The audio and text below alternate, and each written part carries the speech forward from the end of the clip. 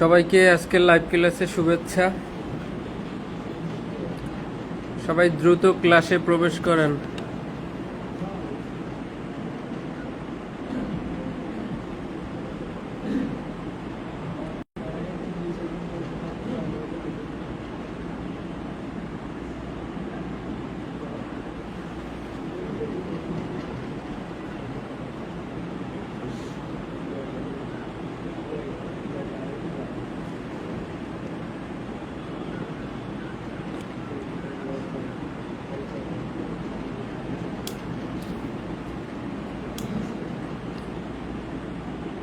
আমাদের হোয়াটসঅ্যাপ গ্রুপে ক্লাসের লিংক দেওয়া হয়েছে, সবাই সেখান থেকে ক্লাসে প্রবেশ করেন।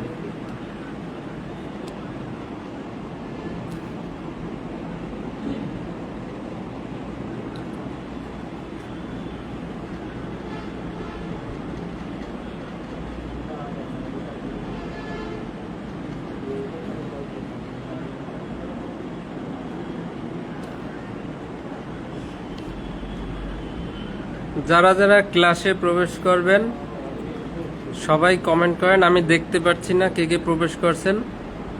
সবাই একটু হাজির অথবা ওকে লিখে কমেন্ট করেন।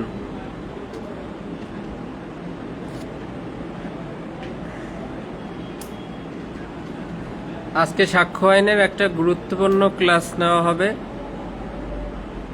প্রত্যেকে একটু মনোযোগী হবেন। গতকাল নাইট ডিউটি থাকার কারণে এবং বিদ্যুৎ না থাকার কারণে ক্লাসটা নেওয়া সম্ভব হয়নি। আমাদের এখন ঈদুল আজহার পূর্ববর্তী সময়, যেহেতু আমি হাইওয়ে পুলিশকে সহায়তা করার ডিউটিতে আসছি, সেখানে প্রচুর গাড়ির চাপ। আমাদের নাইট ডিউটি জাস্ট 8টার সময় বের হয়ে যেতে হয়, ম্যাক্সিমাম 8:30-এর মধ্যে। দ্যাটস ওয়াই ক্লাসটা নেওয়া হয় নাই। আজকের ক্লাসটা আমরা একটু ভালো মতো করব, একটু মনোযোগী হব। সাক্ষ্য আইনের একটা গুরুত্বপূর্ণ ক্লাস। এখান থেকে লিখিত প্রশ্ন হতে পারে, অন্তত এমসিকিউ থাকবে, 2টা এমসিকিউ থাকবে, 101 থেকে 114।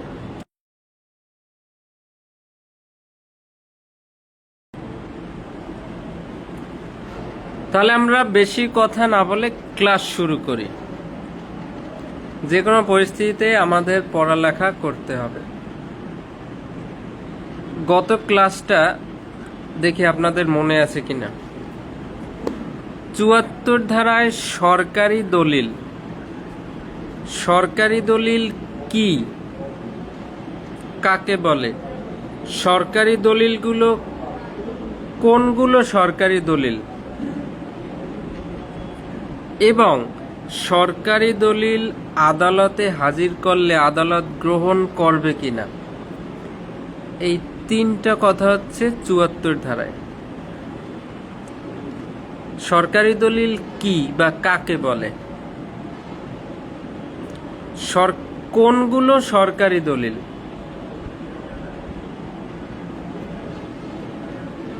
আমার এই একটা বই, এটা কি সরকারি দলিল? কোনগুলো সরকারি দলিল, এবং সরকারি দলিল যদি আপনি আদালতে হাজির করেন, আদালত সেটা গ্রহণ করবে কিনা। তাহলে সরকারি অফিসের, সরকারি প্রতিষ্ঠানের, সরকারি কর্তৃপক্ষ কর্তৃক সম্পাদিত বা লিখিত সকল দলিল বা কাগজপত্র হচ্ছে সরকারি দলিল। সরকারি অফিসের যত দলিল সরকারি দলিল, সরকারি সার্বভৌম কর্তৃপক্ষের দলিল সেটাও সরকারি দলিল, সরকারি প্রতিষ্ঠানের দলিল সেটাও সরকারি দলিল। কি কি আছে? আপনি পুলিশের কথা চিন্তা করেন, তারা যে জিডি লেখে সরকারি দলিল, তারা যে এফআইআর মামলা রেকর্ড করে, এফআইআর রেজিস্টার, সেটাও সরকারি দলিল। তারা যে চার্জশিট দেয় সরকারি দলিল, ময়না তদন্ত রিপোর্ট সেটা সরকারি দলিল, একটা ওয়ারেন্ট, অ্যারেস্ট ওয়ারেন্ট সেটাও সরকারি দলিল, একটা তল্লাশি পাওনা সেটাও সরকারি দলিল।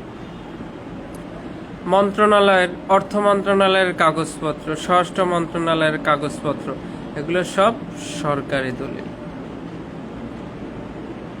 ৭৪। এবার ৭৫-এ বেসরকারি দলিল। সরকারি দলিলের গুরুত্ব বেশি, তাই সে আসবে আগে ৭৪ ধারায়। বেসরকারি গুরুত্ব একটু কম, সে যাবে ৭৪-এর পরে ৭৫-এ। সরকারি দলিল ব্যতীত যত দলিল আছে সেগুলো হচ্ছে বেসরকারি দলিল। আরজি, কবলা, উইল, দরখাস্ত, পিটিশন, তারপরে কি বিভাগীয় মামলায় সাক্ষীর জবানবন্দি, এবং আরেকটি কি আছে আদমশুমারির রিপোর্ট, এগুলো সব হচ্ছে বেসরকারি দলিল।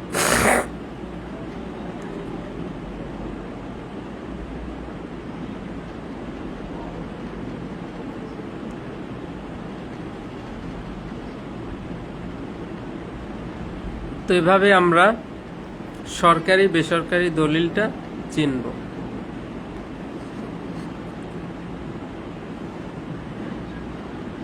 আপনার যে ভোটার আইডি কার্ড, এটা কি? এটা কিন্তু একটা সরকারি দলিল, কারণ সরকারি কর্তৃপক্ষ থেকে এটা প্রকাশিত হয়।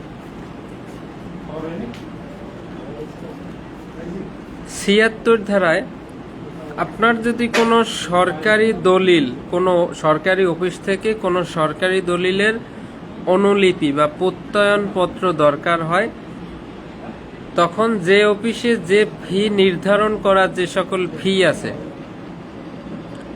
সেই ফি দিলে পর আপনার যদি ওই দলিলটা পাওয়ার অধিকার থাকে বা অনুলিপি পাওয়ার অধিকার থাকে, দুইটা বিষয়, আপনার যদি এই দলিলের অনুলিপি পাওয়ার অধিকার থাকে এবং যদি আপনি উপযুক্ত ফি প্রদান করেন, তাহলে ওইখানের যে দায়িত্বপ্রাপ্ত অফিসার তিনি আপনাকে সরকারি দলিলের প্রত্যায়িত অনুলিপি প্রদান করবেন। ৭৬। আবার এই অনুলিপিটা আদালতে শো করে দলিলের অস্তিত্ব প্রমাণ করা যাবে ৭৭ ধারায়। অর্থাৎ প্রত্যায়িত অনুলিপি প্রদান করে আদালতে দলিলের অস্তিত্ব প্রমাণ করা যাবে। ৭৯ থেকে অনুমান শুরু হয়েছে। আদালতে আপনি একটা দলিল উপস্থাপন করবেন, তখন আদালত এইটা সঠিক বলে অনুমান করতে পারবে ৭৯ থেকে একদম ৯০-এর ক পর্যন্ত। এখান থেকে আমরা দুইটা ধারা নিয়েছিলাম, একটা ৯০, একটা ৯০-এর ক। আমি যদি প্রশ্ন করি, কোনো একটা পুরাতন দলিল আপনি আদালতে হাজির করলেন, তাহলে কয়টি শর্ত থাকলে এই দলিলটা আদালত গ্রহণ করবে? সবাই একটু কমেন্ট করেন তো। একটা পুরাতন দলিল আপনি আদালতে হাজির করলেন, কয়টি শর্তে এই দলিলটা আদালত গ্রহণ করবে? সবাই একটু কমেন্ট করেন। কয়টি শর্ত থাকলে আদালত এই দলিলটা গ্রহণ করবে?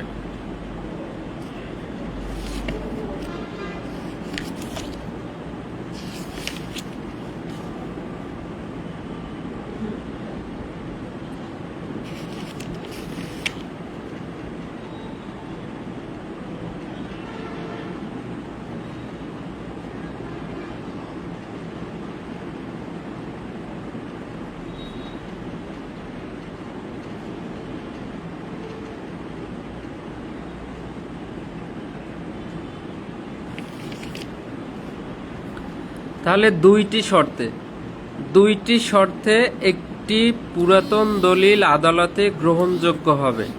শর্ত দুইটা কি?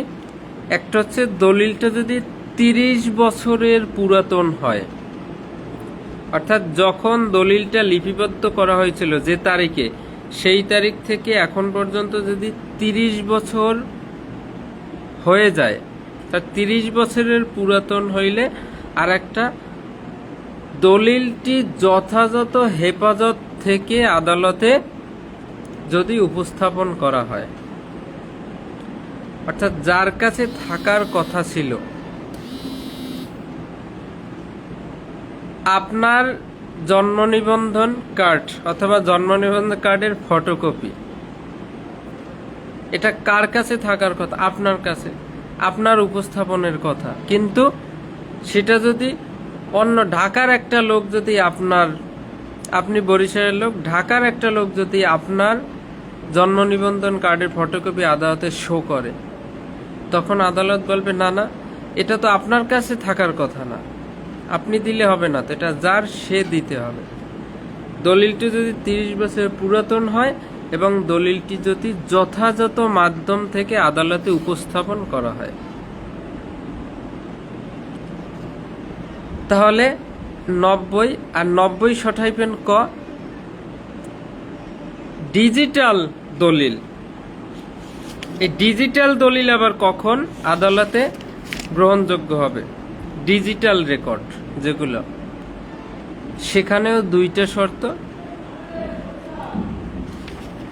এটা যদি 5 বছরের পুরাতন হয় এবং এই ডিজিটাল রেকর্ড যদি যথাযথ মাধ্যম থেকে আদালতে উপস্থাপন করা হয়। সাক্ষ্য আইন বুঝতে পারলে কিন্তু সহজ। এই 2টা ধারা আমরা পড়ব। 91 থেকে 100 অনেক ঝামেলার ধারা, দরকার নাই। 91তে বলছে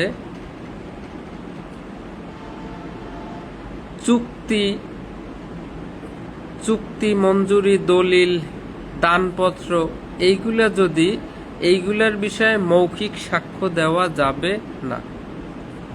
মনে করেন আপনার দাদু মারা যাওয়ার সময় আপনার নামে জায়গা লিখে দিয়ে গেছে, আপনারা 2 ভাই, কিন্তু আপনার দাদু আপনাকে বেশি ভালোবাসতো। দাদু কি করছে? মারা যাওয়ার আগে সব জায়গা জমি আপনার নামে লিখে দিয়ে গেছে। এখন ছোট ভাই সে করতেছে, চ্যালেঞ্জ করতেছে যে আমার বাবার জমি আমিও তো পাবো। আপনি বলতেছেন না ছোট ভাই, কোনোভাবে সম্ভব না, দাদু আমার নামে সব লিখে দিয়ে গেছে। তাহলে এই যে দানপত্র বা কোনো চুক্তি বা যে কোনো কিছু যদি দলিলের মাধ্যমে হয়, তাহলে এখানে আপনি মুখের কথা দিয়ে এটা প্রমাণ করতে পারবেন না। 91 থেকে 100 ধারার 6 অধ্যায়, 6 অধ্যায়, সেখানে বলছে দলিলি সাক্ষ্য দ্বারা মৌখিক সাক্ষ্য বর্জন। অর্থাৎ যেখানে দলিল বিষয়ক সাক্ষ্য, সেখানে আপনি মৌখিক সাক্ষ্য গ্রহণযোগ্য হবে না। তাহলে আপনি যে বলতেছেন দাদু আমার নামে সব লিখে দিয়ে গেছে, তাহলে সেটা আপনি দলিল দেখাইয়া প্রমাণ করতে হবে। আপনি মুখে বললে মৌখিক সাক্ষ্য বর্জন, গ্রহণযোগ্য হবে না। আর 92 ধারায় বলা হয়েছে কোনো বিষয়ে যদি আপনি মৌখিক চুক্তি করেন, মৌখিক চুক্তি,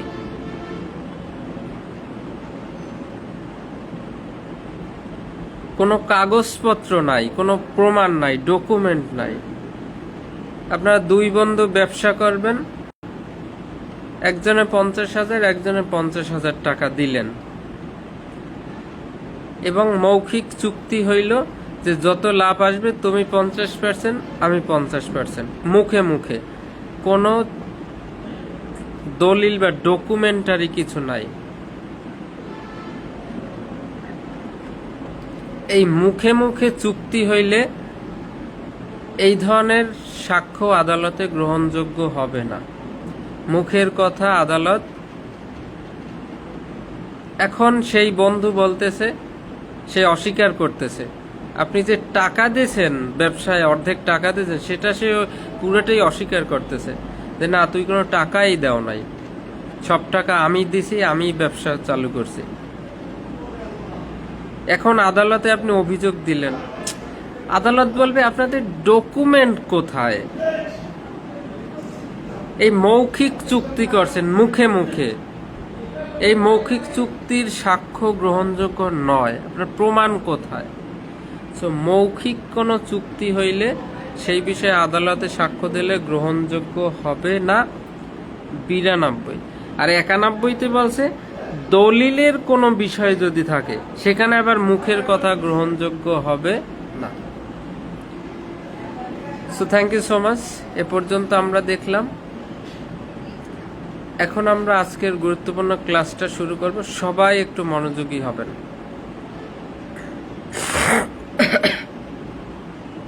সপ্তম অধ্যায়, প্রমাণের দায়িত্ব। একটা বিষয় কে প্রমাণ করবে? প্রমাণের দায়িত্বটা কার?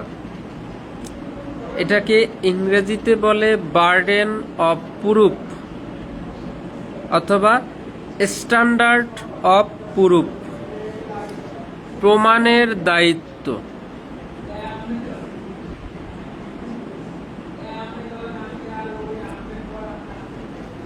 একটা মামলা করছেন, কে প্রমাণ করবে মামলাটা? বাদী পক্ষ না বিবাদী পক্ষ না শত্রুপক্ষ না আসামি পক্ষ? এইটা আমরা এখন ক্লিয়ার হব।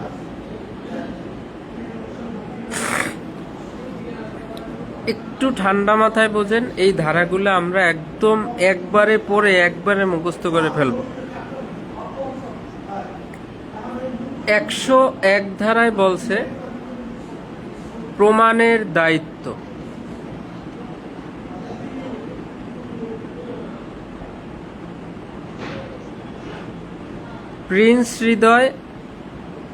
প্রিন্স হৃদয়ের ঘরে চুরি হয়েছে, স্বর্ণালঙ্কা চুরি হয়েছে। ধ্রুবরাজ দাদা চুরি করছে। প্রিন্স হৃদয় ধ্রুবরাজ দাদার বিরুদ্ধে মামলা করলো যে আমার ঘর থেকে স্বর্ণালঙ্কার চুরি করছে। ধ্রুবরাজ দাদাকে কোর্টে উঠানো হলো, এই কোর্ট বসছে।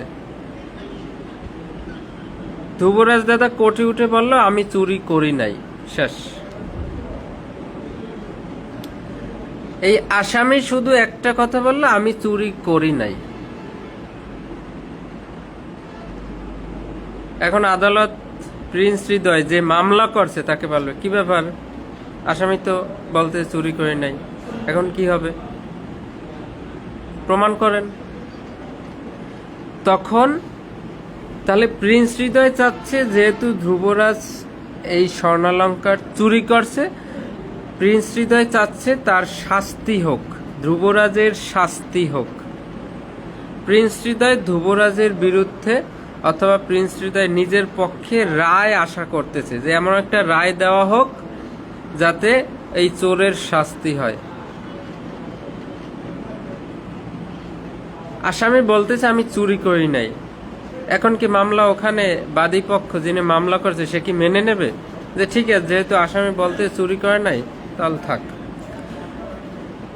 তখন যিনি মামলা করছে তিনি যদি রায় আশা করেন, কোনো আইনগত অধিকার বা দায় সম্পর্কে আদালতের রায় আশা করেন, তিনি যদি চান যে যেহেতু এই চোর আমার ঘরে চুরি করছে তার শাস্তি হোক, যিনি রায় আশা করবে মানে বাদী, যিনি মামলা করেছেন তাকে বলা হয় বাদী। এই বাদী যদি রায় আশা করে তাহলে বাদীকেই প্রমাণ করতে হবে।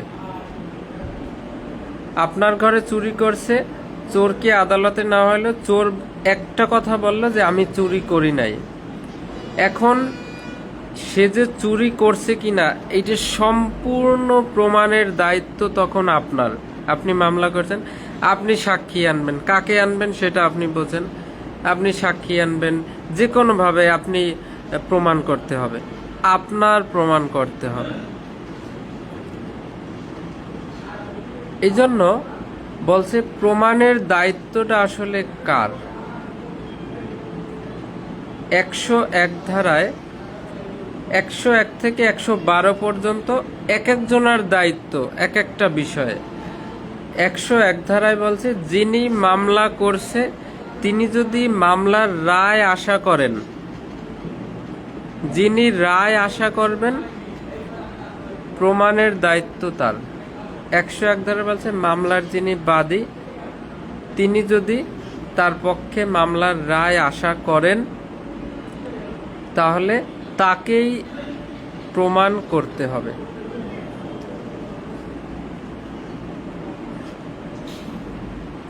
একটা একটা ধারা পড়ানো হইলে যদি বোঝেন ওকে লাগবেন সাথে সাথে। তাহলে যিনি মামলার রায় আশা করবে তাকেই প্রমাণ করতে হবে। আপনি সাক্ষী এনে পারেন বা যেভাবে পারেন, আপনি যদি চান যে হ্যাঁ আসামির শাস্তি হোক, তার মানে আপনি রায় আশা করতেছেন, তখন আপনাকেই প্রমাণ করতে হবে।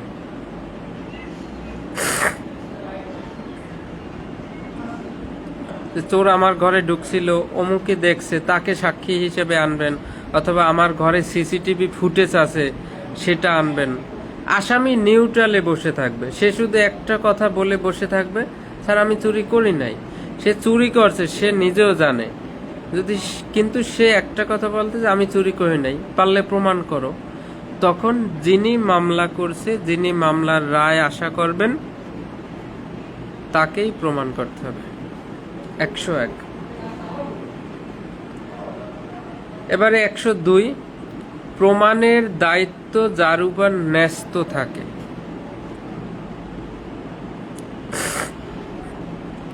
এইটা আবার কেমন?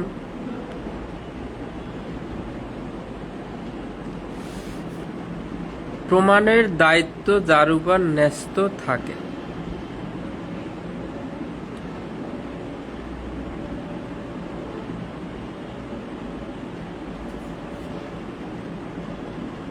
তাহলে একটা মামলায় কয়টা পক্ষ থাকে? দুইটা থাকে। একটা হচ্ছে বাদী পক্ষ আর একটা হচ্ছে বিবাদী পক্ষ।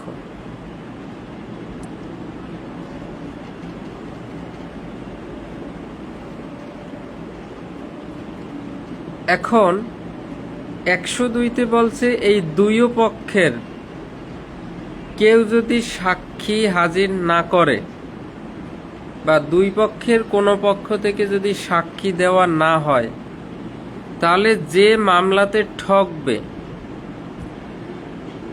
তাকেই মামলা প্রমাণ করতে হবে।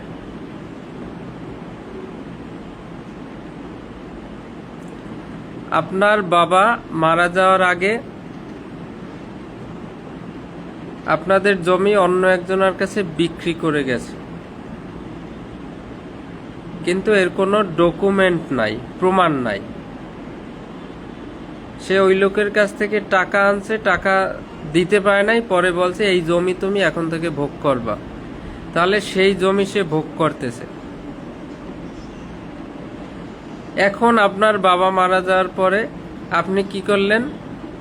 তার কাছে বলতেছেন যে এই জমি তো আমাদের, এখন থেকে আমরা এটা ভোগ করব, তুমি এটা পারবা না। তখন সে লোক বলতেছে না, তোমার বাবা আমার কাছে এটা বিক্রি করে দিয়ে গেছে, তার কাছেও কিন্তু দলিল নাই। এখন আপনি যদি মামলা করেন, মামলা করলেন, তখন সেও দলিল দেখাতে পারছে না, আপনিও দলিল দেখাতে পারতেছেন না। 102-তে বলা হয়েছে দুই পক্ষেরই, 102-এর শেষে 2, তাই দুই পক্ষ থেকেই যদি কোনো সাক্ষ্য যদি হাজির করা না হয়, বা দলিল যদি শো না করতে পারে, দলিল যদি দেখাইতে না পারে, তাহলে আপনি মামলা করছিলেন জমি পাওয়ার জন্য, তাহলে আপনি হেরে যাচ্ছেন। তাহলে যে পক্ষ ঠকবে তাকেই এই মামলা প্রমাণ করতে হবে। আপনি যদি জমি ফেরত পেতে চান, তাহলে আপনাকেই দলিল হাজির করতে হবে, প্রমাণ করতে হবে। আর যদি না পারেন, তাহলে ওই যে লোক যাকে আপনার বাবা জমি দিয়ে গেছে, সেই কিন্তু ভোগ করার অধিকার তার থাকবে, সে কিন্তু পুনরায় আবার ভোগ করতে থাকবে। আপনি যদি আপনার জমি ফেরত পেতে চান, সেও দলিল হাজির করতে পারল না, আপনিও পারলেন না, তাহলে আপনি ঠকবেন। তো এই দুই পক্ষের মধ্যে যে পক্ষ ঠকবে তাকেই মামলা প্রমাণ করতে হবে। 102-এর শেষে 2, তাই এখানে বলেছে দুই পক্ষের মধ্যে কোনো পক্ষই যদি আদালতে সাক্ষ্য বা দলিল হাজির করতে না পারে, তাহলে যে পক্ষ মামলায় ঠকবে তাকেই মামলা প্রমাণ করতে হবে। 101, 102 যদি বুঝে থাকেন তাহলে সবাই কমেন্ট করেন। প্রিন্স হৃদয়, তুমি কি বুঝতে পারতেছ? বিপি নাসের, আপনি কি ক্লাসে আছেন? ধুবরাজ দাদা, 101, 102 বোঝা যায়?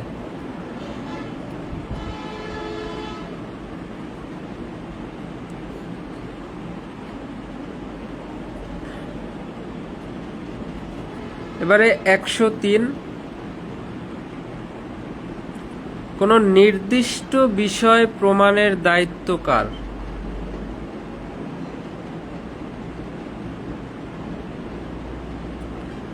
নির্দিষ্ট বিষয় প্রমাণের দায়িত্ব কার?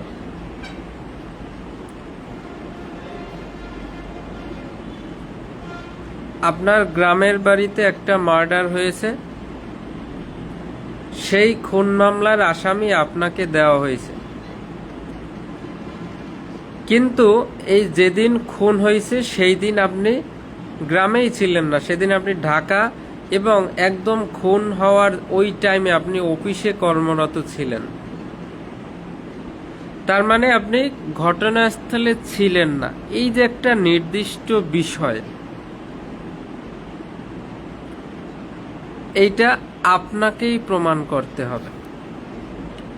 নির্দিষ্ট বিষয়ের অস্তিত্ব যিনি আদালতকে বিশ্বাস করাইতে চাবে, যে আদালত বিশ্বাস করেন, ইওর অনার আমাকে বিশ্বাস করেন আমি ওই দিন ওই ঘটনাস্থলেই ছিলাম না, তাহলে যিনি এইটা দাবি করবে বা বিশ্বাস করাইতে চাইবে,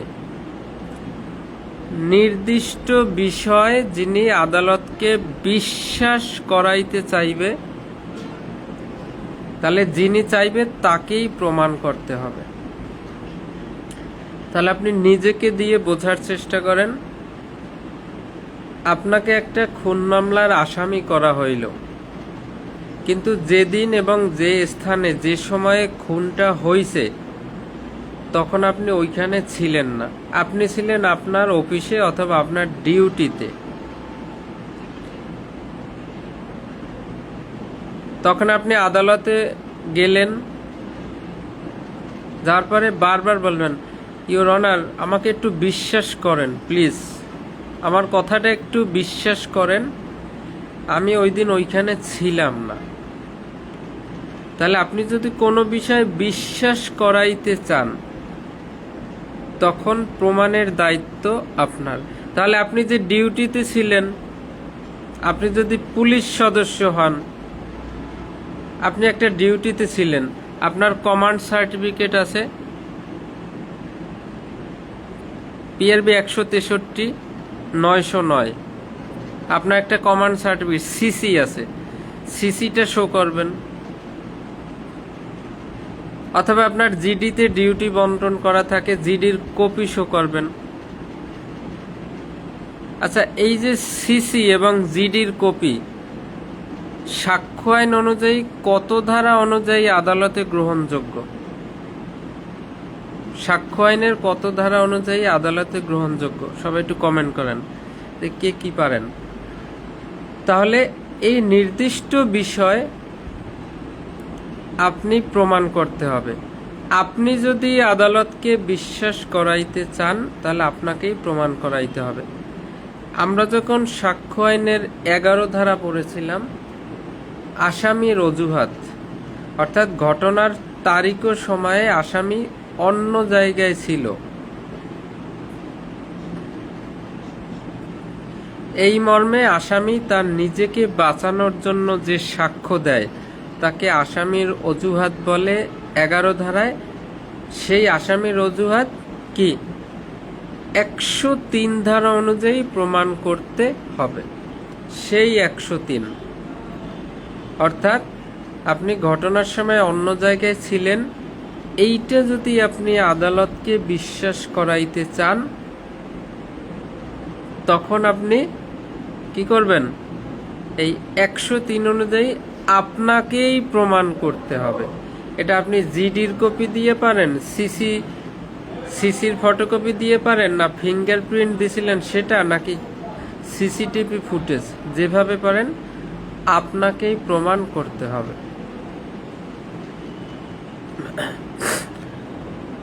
103 বোঝা গেলে আপনারা কমেন্ট করেন।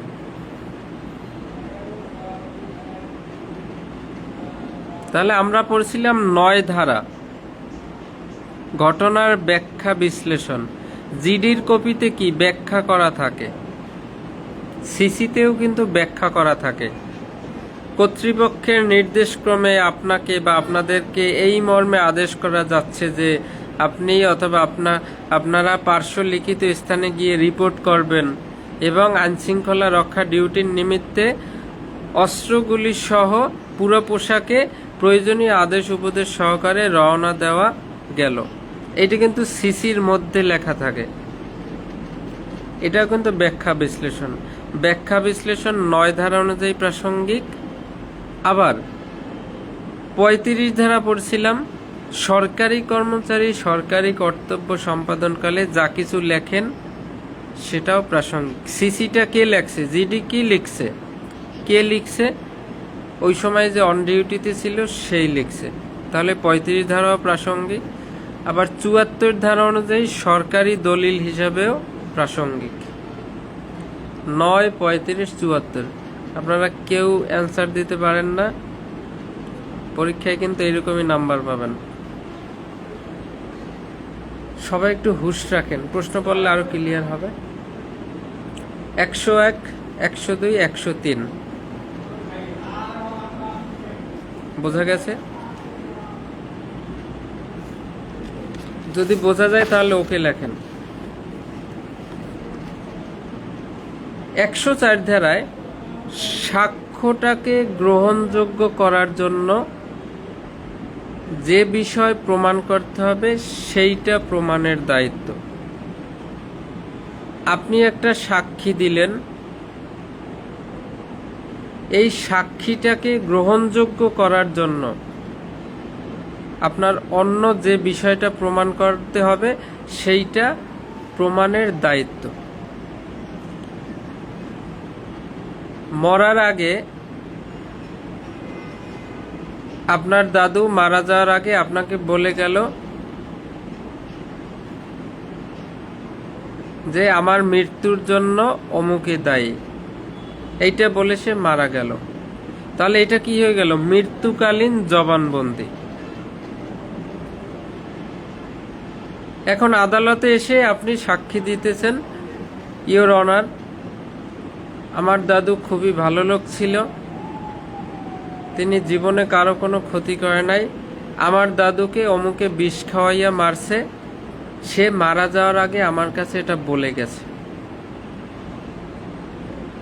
তাহলে এইটা এখন মৃত্যুকালীন জবানবন্দি হিসেবে আদালতে গ্রহণযোগ্য হবে। কিন্তু আপনি যে এইটা বলছেন, এইটা আদালত গ্রহণ করতে হইলে দাদু যে আসলেই মারা গেছে সেইটা কিন্তু আপনার প্রমাণ করতে হবে।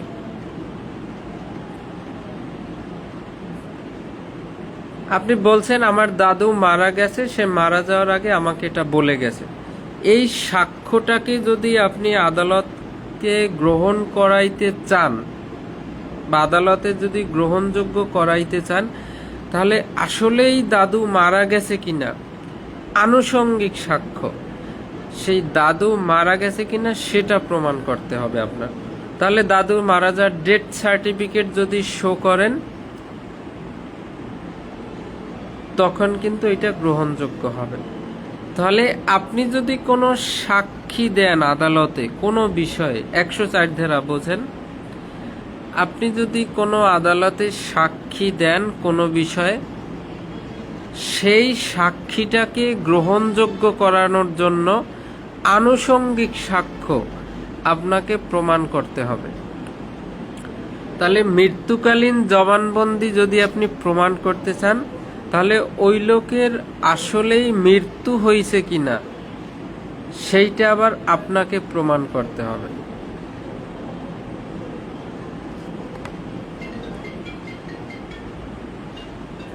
এখন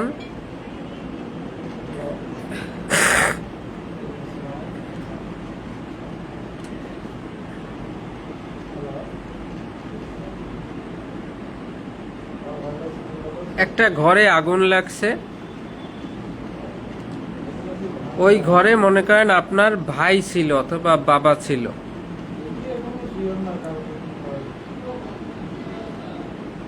আগুন লাগার পরে তার দেহটা পুড়ে গেছে, কিন্তু সে যে জামাটা গায়ে দেওয়া ছিল সেই জামাটা সে আগেই খুলে ফেলে দিয়েছিল, জামাটা পরে নাই। এখন আদালতে গিয়ে আদালত বলতেছে এই ডেড বডি কার? আপনি সাক্ষ্য দিতেছেন যে স্যার এই ডেড বডি আমার ভাইয়ের। ডেড বডি পুড়ে গেছে, চেনা যায় না। তখন আপনি কি বলতেছেন? স্যার এই ডেড বডি আমার ভাইয়ের, কারণ এই জামা আমার ভাই গায়ে দিয়েছিল। যেহেতু ডেড বডির পাশে এই জামাটা ছিল, তাহলে এই ডেড বডিটা আমার ভাইয়ের। এখন আপনি কিভাবে প্রমাণ করবেন? এইটা আদালত কখন গ্রহণ করবে? তাহলে এই জামা পরা অন্য যে এই জামাটা গায়ে দিয়ে যখন আপনার ভাই এর আগে ছবি তুলছিল, সেই ছবিগুলো যদি আপনি দেখান, তখন আদালত বিশ্বাস করবে হ্যাঁ, যেহেতু এই জামা গায়ে দিয়ে অন্যান্য তার ছবি তোলা ছিল, তাহলে এই ডেড বডিটা তার। তাহলে আপনি যে বলতেছেন ডেড বডিটা আমার ভাইয়ের, মানে একটা সাক্ষ্য দিতেছেন, তো এই সাক্ষ্যটাকে গ্রহণযোগ্য করার জন্য অন্যান্য আনুষঙ্গিক সাক্ষ্য, মানে তখন অন্য যে তোলা ছবি সেইটা হচ্ছে আনুষঙ্গিক সাক্ষ্য। একটা সাক্ষ্যকে গ্রহণযোগ্য করার জন্য অন্য আনুষঙ্গিক সাক্ষ্য, সেই ছবিগুলো যখন দেখাবেন, অর্থাৎ সেই ছবিগুলো আপনার দেখাইতে হবে, আপনার প্রমাণ করতে হবে। আপনার সাক্ষ্যকে গ্রহণযোগ্য করার জন্য অন্যান্য আনুষঙ্গিক সাক্ষ্য দিয়া আপনাকেই প্রমাণ করতে হবে। তখন ওই তোলা ছবিগুলো, ফ্রেমে বাঁধানো ছবিগুলো আদালতকে দেখাবেন, অথবা মোবাইলে তোলা ছবি দেখাবেন। স্যার এই দেখেন, এই যে এই শার্ট পরা আমার ভাইয়ের অনেকগুলো ছবি।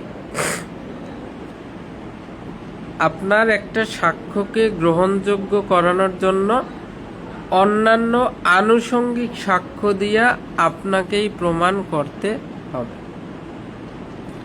So thank you so much. আমরা 101 থেকে 104 পর্যন্ত যদি মোটামুটি বোঝেন সবাই কমেন্ট করেন। এগুলো আবার রিভিশনে আবার চলে আসবে, আমরা রিভিশন দিয়ে শর্টকাটে বুঝাই দেব।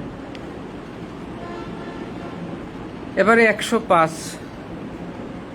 আসামির অপরাধ যে ব্যতিক্রমের মধ্যে পড়ে সেইটা প্রমাণের দায়িত্ব আসামির। আমরা ব্যতিক্রমের ধারা পড়ছিলাম 96 থেকে 106। 105 ধারাটা আপনার লিখিত পরীক্ষায় আসার মতো একটা ধারা এবং এমসিকিউ, আপনি একটু মনোযোগ দিয়ে বোঝেন। 105 ধারাতে বলছে একটা আসামি একটা অপরাধ করছে, তাকে গ্রেপ্তার করা হয়েছে, আদালতে উঠানো হয়েছে। 76 থেকে 106 বলছে দণ্ডবিধিতে যে অপরাধ করলেও অপরাধ হবে না। আপনার কাছে মনে হবে এটা একটা অপরাধ হয়েছে, কিন্তু অপরাধ হবে না। 80 ধারা, দণ্ডবিধির 80 ধারাটা একটু মনে করেন তো কি আছে। যথাযথ সতর্কতা অবলম্বন করেও যদি কোনো অপরাধ হয়ে যায় সেটা অপরাধ হবে না। আপনি কুড়াল দিয়ে কাঠ কাটতেছেন, হঠাৎ ছুটে গিয়ে সামনের লোকের গায়ে লেগে সে মৃত্যুবরণ করছে। আপনি যদি যথাযথ সতর্কতা থাকে তারপরেও যদি এটা হয়, তাহলে আপনার অপরাধ হবে না। এখন আপনি কুড়াল দিয়ে কাঠ কাটতেছিলেন, সামনের একটা লোক সেই কুড়াল ছুটে গিয়ে মারা গেছে, এখন আপনার নামে হত্যা মামলা করা হয়েছে। হত্যা মামলা করার পরে আপনাকে এখন কোর্টে উঠানো হয়েছে। এখন আপনি যে বলবেন যে ইওর অনার, আমি মানতেছি কুড়াল ছুটে গিয়ে মারা গেছে, কিন্তু দণ্ডবিধির ৮০ ধারা অনুযায়ী আমি যথাযথভাবে সতর্ক ছিলাম, তারপরেও কাজটা হয়েছে, তাই আমি ৮০ ধারা অনুযায়ী রেহাই পেতে চাই। তখন আদালত বলবে আপনার এই অপরাধটা যে ব্যতিক্রমের মধ্যে পড়ে বা আপনি যে রেহাই পেতে চান সেটা আপনি প্রমাণ করেন। এজন্য ১০৫-এ বলছে আসামির অপরাধ যে ব্যতিক্রমের মধ্যে পড়ে সেটা আসামিকেই প্রমাণ করতে হবে। তখন তাকেই প্রমাণ করতে হবে কুড়ালটা একদম ঠিকঠাক ছিল কিনা। নতুন কুড়ালের আচারী, কুড়ালটাও নতুন, সে যথাযথ সতর্কতাভাবেই কাজটা করতেছিল, কিন্তু হঠাৎ হাত ফসকে গিয়েছে, তার কোনো অপরাধ করার উদ্দেশ্য ছিল না। তাহলে আসামির অপরাধ যে ব্যতিক্রমের মধ্যে পড়ে, এটা হোক দণ্ডবিধির ব্যতিক্রমের ধারায় পড়ুক অথবা অন্যান্য মাইনর অ্যাক্টের কোনো শর্তের মধ্যে পড়ুক, এইটা আসামিকেই প্রমাণ করতে হবে।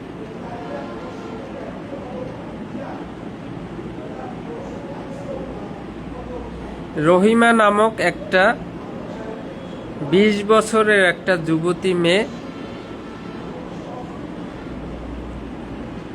তাকে ধর্ষণ করার চেষ্টা করা হয়। ৪০ বছরের একটা করিম নামক এক ব্যক্তি তাকে ধর্ষণ করার চেষ্টা করে। তখন রহিমা তার হাতের কাছে থাকা একটা লোহার ডান্ডি দিয়ে মাথায় আঘাত করে এই করিম মারা যায় ঘটনাস্থলে।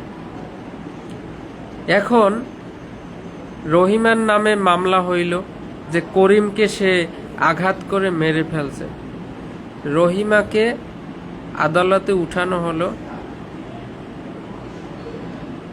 রহিমা তখন বলতেছে,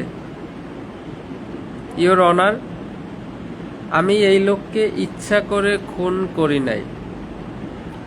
এই লোক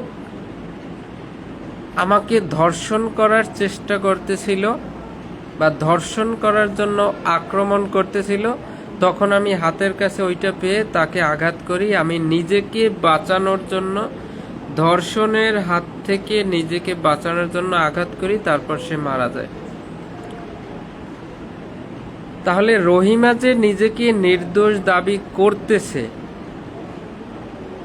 এইটার প্রমাণ রহিমাকেই প্রমাণ করতে হবে যে আদৌ ওই সময় ওই লোক তাকে ধর্ষণের চেষ্টা করতেছিল কিনা।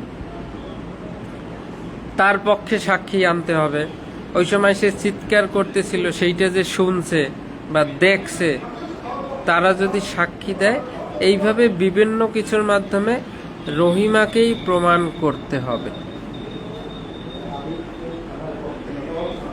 আপনার নামে মামলা হয়েছে, এখন আপনার অপরাধ যে ব্যতিক্রমের মধ্যে পড়ে সেটা আপনাকেই প্রমাণ করতে হবে, আসামিকেই প্রমাণ করতে হবে ১০৫ ধারায়।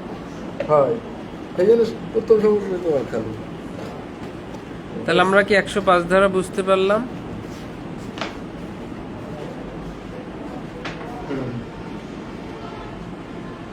সবাইকে একটা প্রশ্ন করি, কাউকে যদি ধর্ষণের উদ্দেশ্যে আক্রমণ করা হয় তখন সে মৃত্যু পর্যন্ত ঘটাইতে পারবে, এটা দণ্ডবিধির কত ধারায় আছে?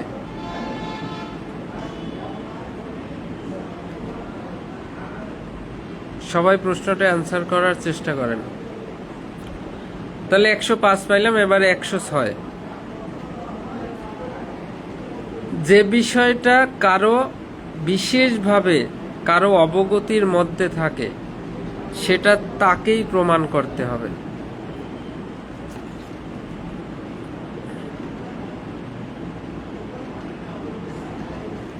তাহলে যে বিষয়টা কারো বিশেষভাবে অবগতির মধ্যে থাকে সে বিষয়টা তাকেই প্রমাণ করতে হবে।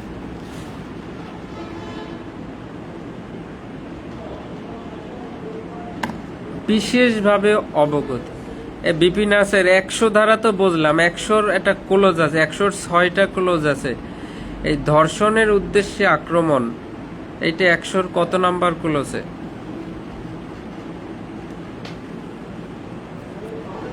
106 ধারাটা বোঝেন। আপনি আজকে আপনার মন স্থির করলেন বা ইচ্ছা করলেন একটা ভালো রেস্টুরেন্টে গিয়ে অনেকগুলো খাবার খাবেন, মানিব্যাগে অনেক টাকা ভর্তি করে মানিব্যাগ নিয়ে আপনি রেস্টুরেন্টে রওনা দিলেন, রেস্টুরেন্টে গিয়ে বসলেন, অনেক খাবার অর্ডার করলেন, খাবারগুলো খাইলেন, সব ঠিক আছে। খাবার পরে টিস্যু দিয়ে হাত মুছতেছেন, ঠিক আছে। ওয়েটার এসে বিলের কাগজটা আপনাকে দিল,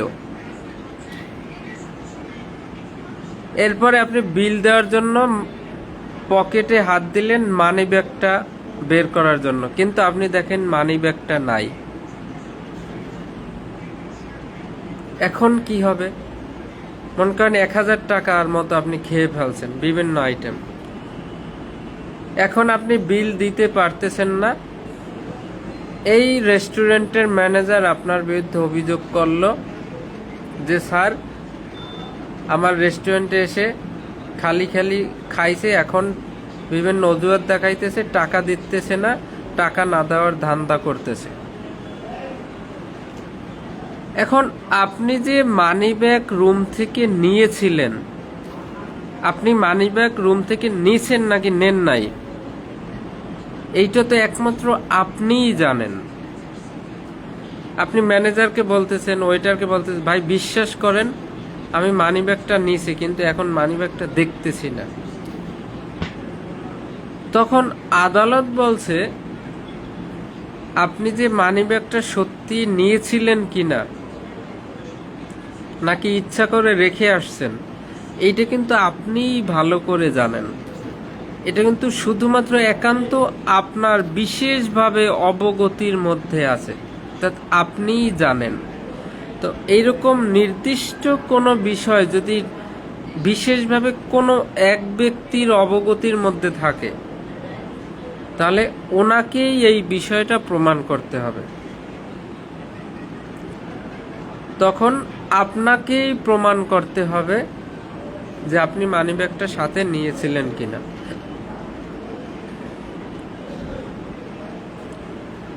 একটা ঘরে আপনি আর আপনার স্ত্রী, আপনি আর আপনার স্ত্রী একটা ঘরে ছিলেন, একটা ঘরে একটা রুমে আপনি আর আপনার স্ত্রী ছিলেন,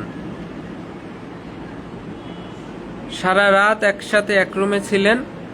সকালবেলা কি হইল? আপনার স্ত্রী খুন হইল। একসাথে সারা রাত ছিলেন, ওই রাতের মধ্যেই আপনার স্ত্রী খুন হইল। সকালবেলা সবাই দেখলো আপনার স্ত্রী খুন হয়েছে। তাহলে ওখানে শুধুমাত্র আপনারা 2 জন লোক ছিলেন। তাহলে আপনার স্ত্রী কিভাবে খুন হইল, এটা আপনি যেহেতু সাথে ছিলেন আপনিই কিন্তু জানেন, আপনি বিশেষভাবে অবগত, আপনিই জানেন একমাত্র। তখন আপনি যদি নিজেকে নির্দোষ বলতে চান, সেটাও কিন্তু আপনার প্রমাণ করতে হবে। কারণ এই রুমে আর কোনো লোক ছিল না, আপনি আর আপনার স্ত্রী ছিলেন, হঠাৎ একজন খুন হয়ে গেল,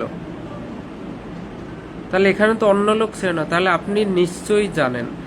এরকম স্পেসিফিক বিষয় যখন নির্দিষ্ট কোনো বিষয় বিশেষভাবে কারো অবগতির মধ্যে থাকে, তাহলে ওই ব্যক্তিকেই এটা প্রমাণ করতে হবে। মানে একটা একটা বিষয়, এক এক রকমের বিষয়, আমরা কার কি প্রমাণের দায়িত্ব সেটা আমরা দেখতেছি। আমিনুল হক শাকিল পেনাল কোডের 100 ধারায় বলা হয়েছে দেহ রক্ষার ক্ষেত্রে 6টি উপায়, 6টি ক্ষেত্রে, অর্থাৎ দেহ রক্ষা করার জন্য 6টি ক্ষেত্রে আপনি কারো মৃত্যু পর্যন্ত ঘটাইতে পারবেন, তাতে অপরাধ হবে না। আত্মরক্ষার ব্যক্তিগত অধিকার প্রয়োগ করে। 6টির মধ্যে 1 নম্বর হচ্ছে এমন আঘাত যা প্রতিহত না করলে মৃত্যু, অর্থাৎ মেরে ফেলার উদ্দেশ্যে আক্রমণ 1 নম্বর। 2 নম্বর হচ্ছে গুরুতর জখম করার উদ্দেশ্যে আক্রমণ। 3 নম্বর হচ্ছে ধর্ষণের উদ্দেশ্যে আক্রমণ। 4 নম্বর হচ্ছে অপ্রকৃত কামলালসা চরিতার্থ করার উদ্দেশ্যে আক্রমণ। 5 নম্বর অপহরণ বা মনুষ্য হরণের উদ্দেশ্যে আক্রমণ। শেষে হচ্ছে অবৈধ আটকের উদ্দেশ্যে আক্রমণ, যাতে আপনি সরকারি কর্তৃপক্ষের সুযোগ লাভ করতে না পারেন। এইভাবে স্পেসিফিক প্রতিটা ধারার যে পয়েন্ট যদি আপনি মুখস্থ রাখতে পারেন, that any moment anywhere কেউ প্রশ্ন করলেই আপনি সাথে সাথে 6টা বলে দিবেন, then you are qualified for getting rank. তখন আপনি র্যাঙ্ক পাওয়ার যোগ্য হবেন। এভাবে সব কিছু যখন আপনার মনে থাকবে, তখন আপনি পরীক্ষায় যে কোনো প্রশ্ন আসলেই লিখতে পারবেন ভালোভাবে। তখন আপনি নাম্বার বেশি পাবেন, ভালো সিরিয়ালে আসবেন এবং প্রমোশন পাবেন। So be careful. আপনি যদি কোনো একটা কাজের সাফল্য লাভ করতে চান, তাহলে আপনার এই কাজটা একনিষ্ঠভাবে করতে হবে, কারণ এটা হচ্ছে অনেক কম্পিটিশন। আপনি 2 দিন পড়লেন, 1 দিন পড়লেন না, এতে কিন্তু ভালো কিছু হবে না। আপনি যদি কাজটায় সাফল্য অর্জন করতে চান, তাহলে একভাবে কাজটা করতে হবে। এটা আদ্যপান্ত সবকিছু আপনাকে অর্জন করতে হবে, শিখতে হবে। তাহলে 106 পেলাম, এবার 107।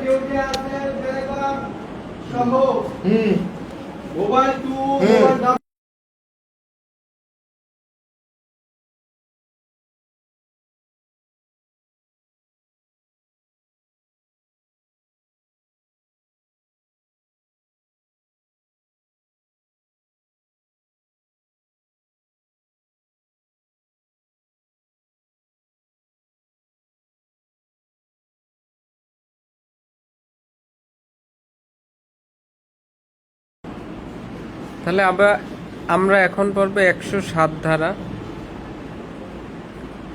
যে ব্যক্তি জীবিত বলে 30 বছর, সবাই জানে যে গত 30 বছর ধরে সে জীবিত আছে, কিন্তু কেউ যদি তাকে মৃত হিসাবে দাবি করে, তাহলে যিনি দাবি করবে তাকে প্রমাণ করতে হবে। প্রমাণের দায়িত্ব কে প্রমাণ করবে? তাহলে আপনার গ্রামের বাড়িতে আপনার চাচা, সে গত 30 বছর ধরে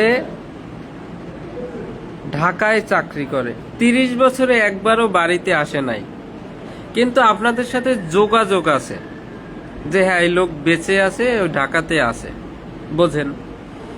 হঠাৎ পাশের বাড়ির এক লোক এসে বলতেছে যে না, এই লোক বেঁচে নাই, এ লোক কত আগেই মারা গেছে, এই লোক বেঁচে নাই, কিন্তু আপনার সাথে যোগাযোগ আছে।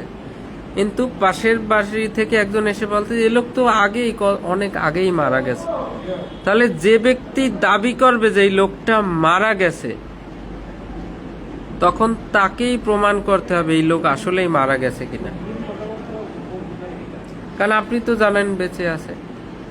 তাহলে আদালতে এরকম কোনো বিষয় নিয়ে যদি ওঠে, তাহলে যে ব্যক্তি দাবি করবে যে এই লোক বেঁচে নাই, অনেক আগেই মারা গেছে, কিন্তু লোকটা বেঁচে আছে 30 বছর ধরে, সবাই জানে যে বেঁচে আছে, কিন্তু কেউ যদি বলে যে না সে বেঁচে নাই, সে মৃত, অনেক আগেই মারা গেছে, তাহলে যে দাবি করবে যে মারা গেছে তাকেই প্রমাণ করতে হবে।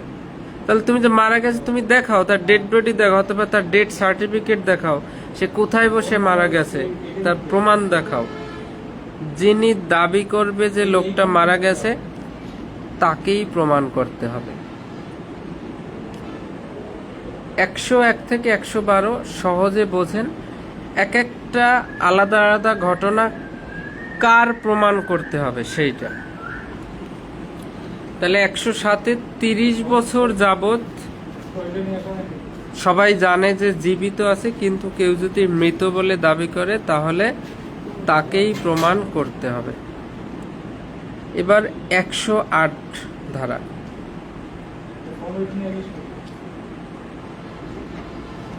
যে ব্যক্তি 7 বছর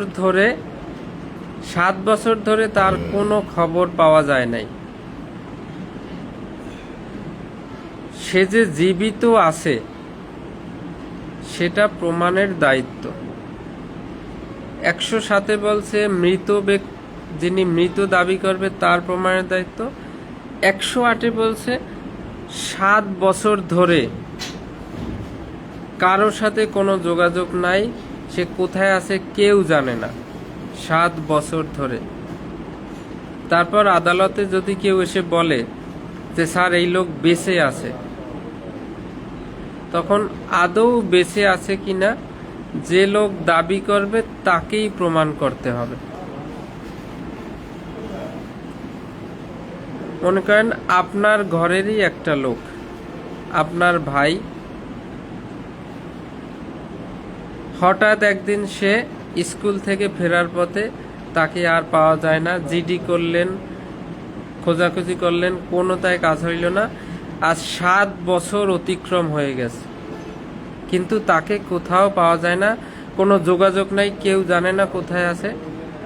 এখন হঠাৎ একটা লোক, আপনারা ধরেই নিয়েছেন সে তো মারা গেছে বা কোনো খবর নাই, হঠাৎ একটা লোক যদি এসে বলে যে না তোমার ভাই বেঁচে আছে, তখন যে লোক বলবে যে তোমার ভাই বেঁচে আছে তাকেই প্রমাণ করতে হবে। তাহলে তাকে বলতে হবে যে কোথায় আছে, সে যদি দেখাইতে পারে অমুক জায়গায় আছে বা তার সাথে আমার যোগাযোগ আছে, তখন যিনি দাবি করবে যে লোকটা বেঁচে আছে, অর্থাৎ 7 বছর ধরে নিখোঁজ একটা ব্যক্তিকে যিনি বলবে যে সে বেঁচে আছে, যে বলবে তাকেই প্রমাণ করতে হবে 108 ধারায়। এখান থেকে 2টা এমসিকিউ যে কোনো একটা হবে। 7 ধারা বলছে 30 বছর যাবত বেঁচে আছে, তাকে যদি কেউ মৃত বলে তাহলে তাকেই প্রমাণ করতে হবে। আর 8 ধারায় বলছে 7 বছর যাবত যিনি নিখোঁজ,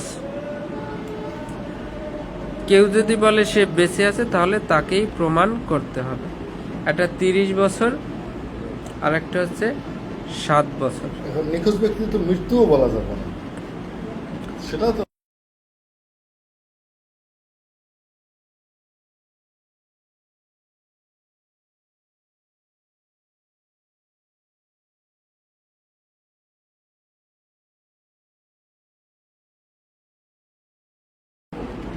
তাহলে এই যে 107, 108 এগুলো যদি আপনি বোঝেন, একবার বইটা দেখেন, আপনি সহজেই বুঝতে পারবেন।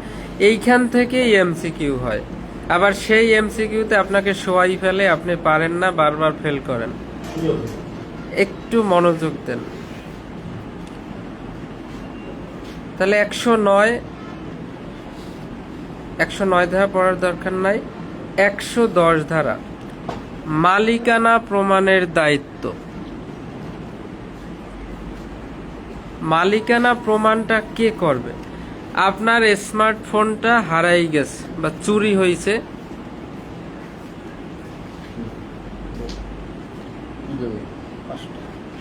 বিপি নাসেরের স্মার্টফোনটা ব্যারাক থেকে চুরি হয়েছে, আমিনুল হক শাকিল সেই মোবাইলটা চুরি করছে।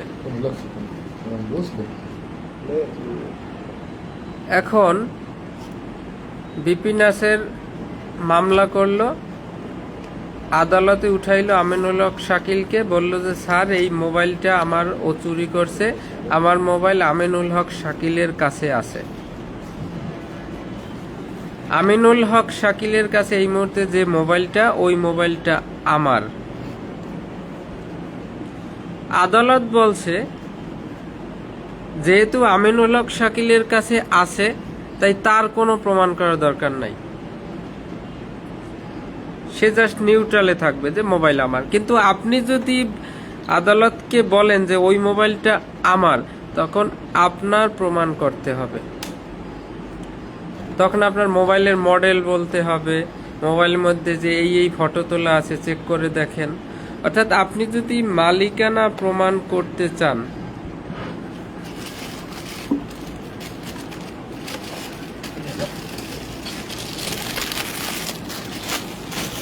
আপনি যদি কোনো বিষয়ের মালিকানা প্রমাণ করতে চান, তাহলে আপনাকেই প্রমাণ করতে হবে।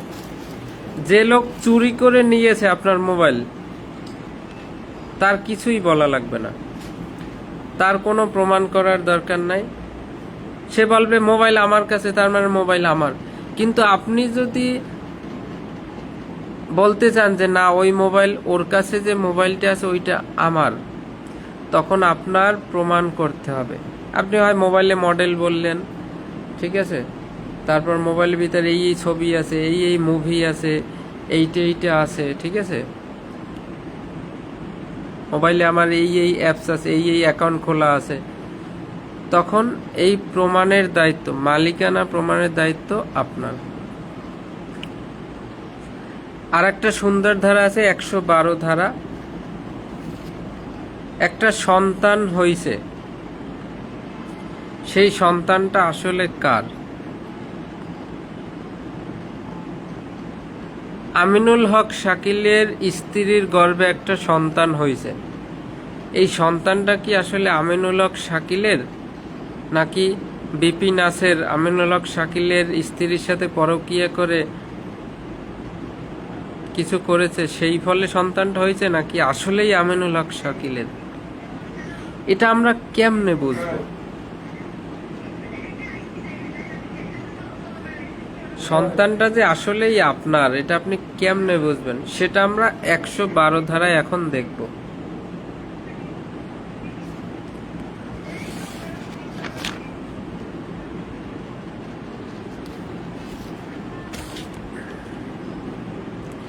একশো 12 ধারা, বিবাহ স্থির থাকাকালে সন্তানের জন্মদানই হচ্ছে উহার বৈধতার চূড়ান্ত প্রমাণ। এখন সন্তানের মা কে? একটা সন্তান, এটার মা কে, সেটা কিন্তু আমরা সহজে বুঝি। কারণ একটা সন্তান হওয়ার আগে প্রায় 9 মাস 10 দিন পর্যন্ত এই মহিলা এই পেটেই বাচ্চাটাকে ধারণ করে, সেটা কিন্তু দেখলেই বোঝা যায়, ঠিক আছে না? সে যে গর্ভে ধারণ করছে বহুদিন, তো সেখান থেকে মা আসলে কে সেটা কিন্তু নির্ণয় করা খুবই সহজ। কিন্তু এই সন্তানের বাবা আসলে কে, এইটা কিন্তু নির্ণয় করা কঠিন। কারণ একটা মহিলা কয়েকটা পুরুষের সাথে, তার স্বামীর সাথেও সহবাস করছে, পরকীয়া প্রেমিকের সাথেও সহবাস করছে, তাহলে এই সন্তানটা কার? জন্য 112 ধারায় বলা হয়েছে বিবাহ স্থির থাকাকালে সন্তানের জন্মই উহার বৈধতার চূড়ান্ত প্রমাণ। কোনো ব্যক্তির সাথে তার স্ত্রীর যদি বিবাহিত জীবনকালে, বৈধ বিবাহিত জীবনকালে, অর্থাৎ বিবাহ হয়েছে, সংসার অর্থাৎ বিবাহ স্থির আছে, অথবা তালাক হওয়ার পরে, তালাক হওয়ার পরে 280 দিনের মধ্যে, এই সংখ্যাটা সবাই মনে রাখবেন, একটা এমসিকিউ আসবে, 280 দিনের মধ্যে যদি অন্য কারোর সাথে বিবাহ না হয় বা সহবাস না হয়, তাহলে এইটা ওই ব্যক্তিরই বৈধ সন্তান বলে গণ্য হবে। ধ্রুবরাজ দাদা, সে বিয়ে করছে আজকে, বিয়ের পরে স্ত্রী তার সাথেই ছিল, 280 দিন পর যদি একটা সন্তান হয়, তাহলে ধরে নিতে হবে এই সন্তানটা ধ্রুবরাজ দাদার। কেননা এই কয়দিন তারই স্ত্রী ছিল ওই মেয়েটা, এবং তার স্ত্রী থাকাকালেই সে এই সন্তান প্রসব করেছে। আবার আজকে আপনার স্ত্রীর সাথে আপনার বিবাহ বিচ্ছেদ বা তালাক হইল আজকের তারিখে,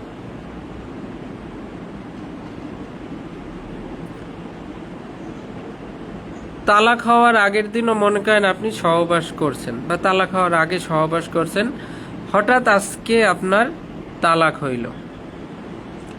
তালাক হওয়ার পরে থেকে 280 দিনের মধ্যে আপনার এই যে স্ত্রী যদি অন্য কোথাও বিবাহ না হয় বা অন্য কোনো পুরুষের সাথে যদি লিপ্ত না হয়, তাহলে 280 দিন পর যদি একটা সন্তান হয়, তাহলে এই সন্তানের বাবা আপনিই হবেন। এটা হবে চূড়ান্ত প্রমাণ। 280 দিন কথাটা মনে রাখবেন, যে কোনো ব্যক্তির সাথে কোনো এক স্ত্রীর যদি বৈধ বিবাহিত চলাকালে, বিবাহিত অবস্থায় থাকাকালে যদি সন্তান হয়, তাহলে তো ওনারই সন্তান। আর যদি তালাক হওয়ার পরে বা বিচ্ছেদ হওয়ার পরে 280 দিনের মধ্যে যদি মহিলার অন্য কোথাও বিবাহ না হয়, তাহলে 280 দিন পর যে সন্তানটা হবে সেটা ওই যে পুরুষ ওনারই সন্তান বলে চূড়ান্ত প্রমাণ হিসেবে গণ্য হবে। তাহলে 280 দিনে কয় মাস হয়?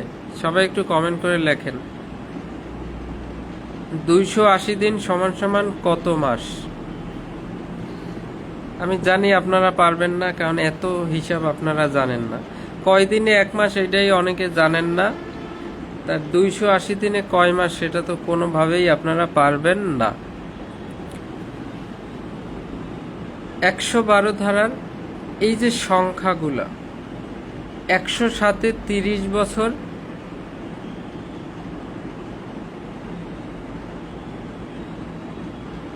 107-এ 30 বছর, 108-এ 7 বছর, আর 112-তে 280 দিন। এই সংখ্যাগুলো আপনার মনে রাখতে হবে। 280 দিনের মধ্যে সন্তান হইল, ডিএনএ টেস্ট করিয়া দেখলো অন্য কারো। বিপি নাসের, তুমি কি কমেন্ট করলা?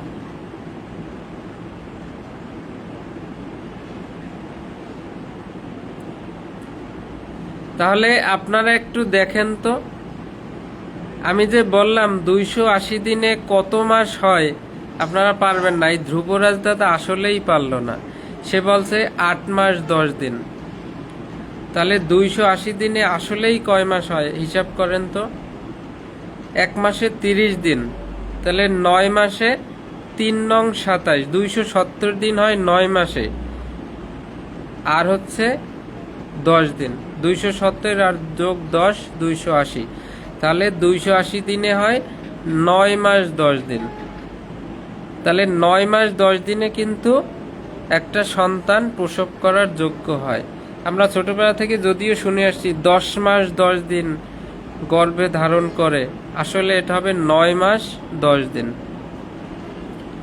ধ্রুবরাজ দাদা, আপনি এই ছোট হিসাব পারলেন না, এটা খুবই দুঃখজনক।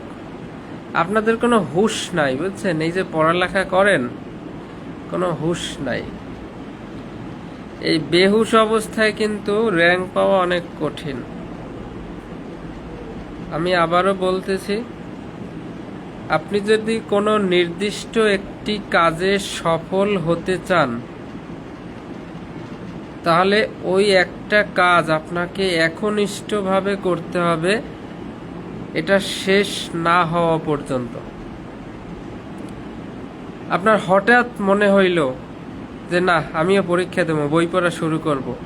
আপনি 2 দিন 5 দিন 10 দিন পড়লেন, আবার থেমে গেলেন, আবার বন্ধুদের দেখে আবার পড়লেন। এইভাবে হবে না। এটা উইথ কনসিস্টেন্সি, ধারাবাহিকভাবে শেষ না হওয়া পর্যন্ত আপনার পড়তে হবে। আমাদের পবিত্র বেদে একটা শ্লোকে বলা হয়েছে, জেগে ওঠো, সচেতন হও, লক্ষ্যে না পৌঁছা পর্যন্ত থেমো না।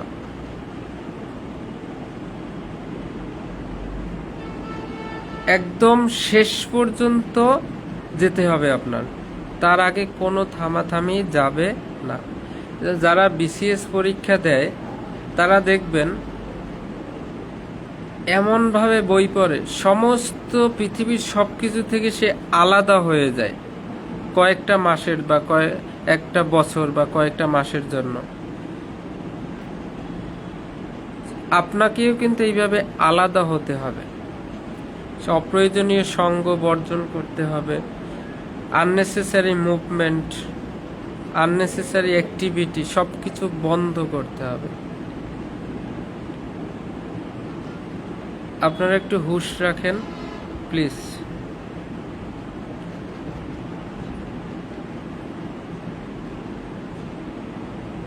তাহলে বিপিন নাসের তুমি বলছো 280 দিনের মধ্যে সন্তান হইল, ডিএনএ টেস্ট করে দেখলো অন্য কারো।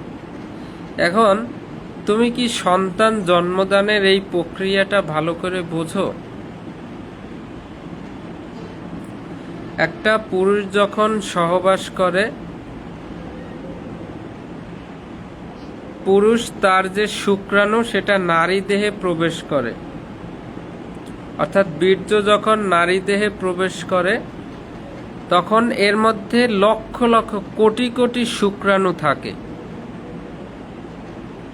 আপনি পুরুষের ইয়েটায় থাকে কোটি কোটি শুক্রাণু, এক একটা শুক্রাণু একটা সন্তান জন্মদান করতে পারে। আর নারী দেহে থাকে একটা ডিম্বাণু, একটা ডিম্বাণু থাকে নারী দেহে, একটা ডিম্বাণু বসে থাকে। আর আপনি এদিক থেকে পুশ করলেন কোটি কোটি শুক্রাণু, তখন এই কোটি কোটি শুক্রাণুর মধ্যে প্রতিযোগিতা হয় কে যাইয়া ওই ডিম্বাণুর সাথে মিলিত হবে। তো সেখান থেকে অনেক প্রতিযোগিতা হয়ে মাত্র একটা মিলিত হয়, ওখান থেকে একটা জাইগোট তৈরি করে, অর্থাৎ এটা মিলিত হয়। তখন নারীদের ফ্যালোপিয়ান টিউবে গিয়ে একটা জাইগোট তৈরি হয়, একটা গোল একটা তৈরি হয়। সেটা আস্তে আস্তে আস্তে আস্তে ওভারিতে ডিম্বাশয়ে ফ্যালোপিয়ান টিউব থেকে ইউটেরাসে এসে অবস্থান করে, সেটা আস্তে আস্তে আস্তে আস্তে বড় হয়।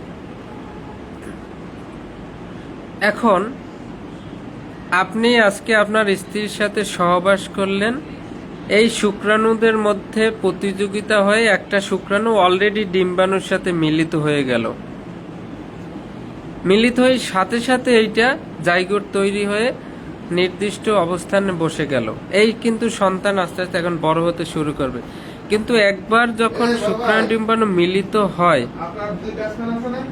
তারপর যদি আপনি একাধিকবারও সহবাস করেন, নতুন করে কিন্তু শুক্রাণু ডিম্বাণু আর মিলিত হবে না, কারণ নারীতে একবারেই কিন্তু ওই ডিম্বাণু তৈরি হয় একটা নির্দিষ্ট সময়ে সময়ে।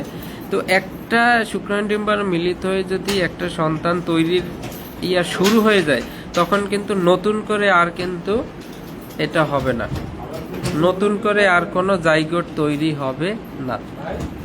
তাহলে আজকে আপনি সহবাস করলে আপনার স্ত্রীর সাথে, ওখানে জাইগোট তৈরি হলো, কালকেই মনে করেন আপনার বিচ্ছেদ বা তালাক হয়ে গেল।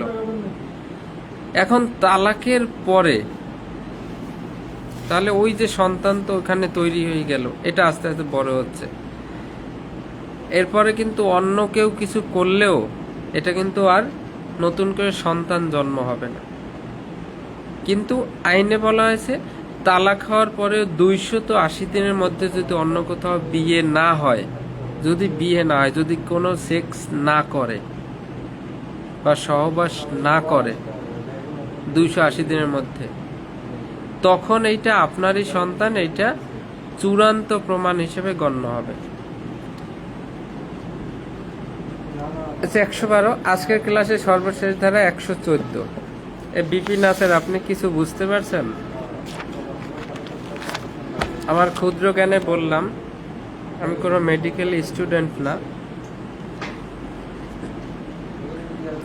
114 ধারা, আদালত কতিপয় বিষয়ের অস্তিত্ব অনুমান করতে পারবে।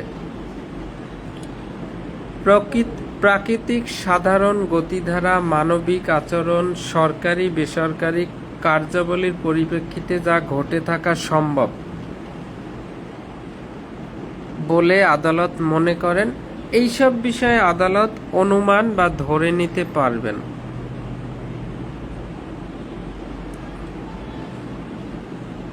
আপনার ঘরের একটা টিভি চুরি হইল, চুরি হওয়ার একটু পরেই আপনার পাশের বাসার রুমে গিয়ে সেই টিভিটা দেখা গেল।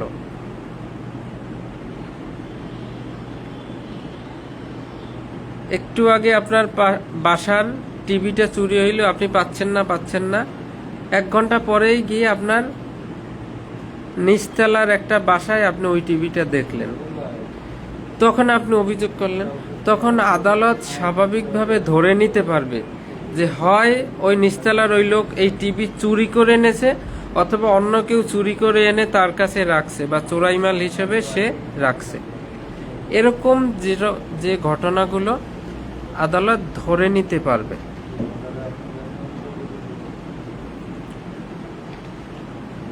এরকম যে সকল বিষয়গুলো সেগুলো আদালত ধরে নিতে পারবে। একটা বিমানে 100 জন যাত্রী উঠলো, বিমান ক্রাশ করলো, অর্থাৎ আগুন লেগে সবাই মারা গেল। এখন এই বিমানে যতজন লোক উঠছে